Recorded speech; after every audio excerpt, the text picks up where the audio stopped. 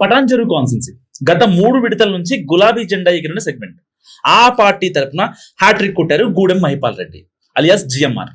So తొలి 2 సార్లు BRS ప్రభుత్వం అధికారంలో ఉండగా మూడోసారి అంటే 2023లో అధికారం పోవడంతో కారు దిగేసి కాంగ్రెస్ పార్టీలో చేరారు మహిపాల్ రెడ్డి. కొన్ని కేసులు భయపడడం కూడా వేరే విషయం. సో నిరుడు జూలై 15 కాంగ్రెస్ గుటికి చేరారు గూడెం మహిపాల్ రెడ్డి. ఆ క్రమంలోనే లోకల్ క్యాడర్ కి భరోసా ఇచ్చింది బీఆర్ఎస్ అధిష్టానం. ఎమ్మెల్యేతో పాటు ఆయన ముఖ్య అనుచరగణం కాంగ్రెస్ పార్టీలోకి వెళ్ళగా కరుడు గట్టిన గులాబీ కార్యకర్తలు పార్టీ మాత్రం మారలేదు. అయితే ఎమ్మెల్యే వెళ్ళిపోయాక కాన్స్టిట్యున్సీలో బీఆర్ఎస్ కి పెద్ద దిక్కు లేకుండా పోయింది. దీంతో కోఆర్డినేటర్ పోస్టు కోసం ద్వితీయ శ్రేణి నాయకుల్లో కొందరు పోటీ పడ్డారు. ఎట్టకేలకు రజతోత్సవ సభ సన్నాహక సమావేశాల్లో ఆదర్శ్ రెడ్డిని కోఆర్డినేటర్ గా నియమించారు అధినేత కేసీఆర్. ఆయనకు కోఆర్డినేటర్ గా కొందరు స్వాగతిస్తే ఆ పోస్టుపై ఆశపడ్డ మరికొందరు మాత్రం కొంచెం అసంతృప్తిగా ఉన్నారు. ఇక ఇదంతా బయటకు కనిపిస్తున్న వ్యవహారం, కానీ ఇంటర్నల్ రాజకీయం మాత్రం వేరే లెవెల్లో ఉన్నాయట. సో పార్టీ మారిన ఎమ్మెల్యే మహిపాల్ రెడ్డిపై లోకల్ క్యాడర్ లీడర్లు ఆగ్రహంతో ఉన్నారు. అది ఇప్పుడు తెలిసిన విషయం. కష్టపడి గెలిపిస్తే పార్టీకి అధికారం పోగానే వదిలేయడం ఏంటని ఫైర్ అవుతున్నారు బీఆర్ఎస్ కార్యకర్తలు.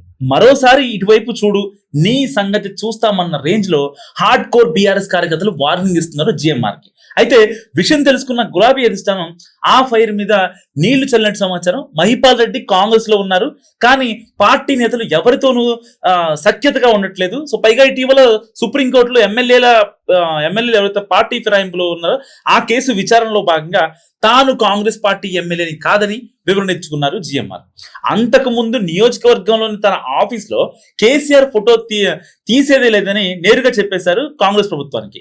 ఈ పరిణామ క్రమంలో మహిపాల్ రెడ్డి చూపు మళ్ళీ బీఆర్ఎస్ వైపు మళ్ళిందన్న సంకేతాలు ఆ పార్టీ హైకమాండ్ కి అందినట్టు తెలుస్తోంది.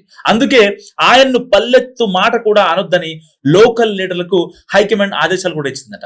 అవసరమైతే ప్రభుత్వంపై విమర్శలు చేయించండి కానీ ఎమ్మెల్యేని మాత్రం ఏమీ అనకండి అంటూ పార్టీ పెద్దలు చెప్పారన్న ప్రచారం జరుగుతుంది. అయితే అధిష్టాన నిర్ణయంపై భిన్నాభిప్రాయాలు వ్యక్తమవుతున్నాయట. సో కొందరు సరే అంటే మరికొందరు సారీ అన్నట్టుగా తెలుస్తుంది.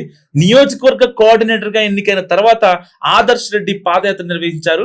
ఆ యాత్ర ముగింపు సభకి మాజీ మంత్రి హరీష్ రావు హాజరయ్యారు.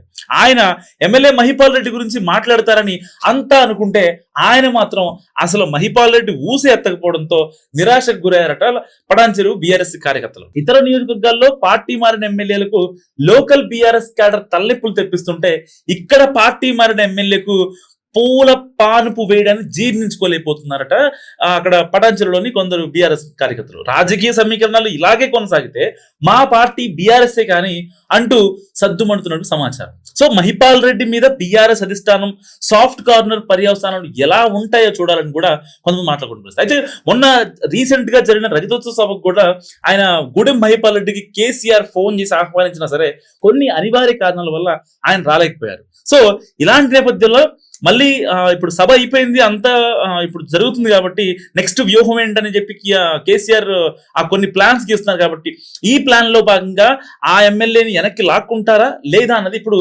చర్చనీయాంశంగా మారింది. సో ఈ వీడియో గురించి మీరేమనుకుంటున్నారో కామెంట్ రూపంలో తెలియజేయండి.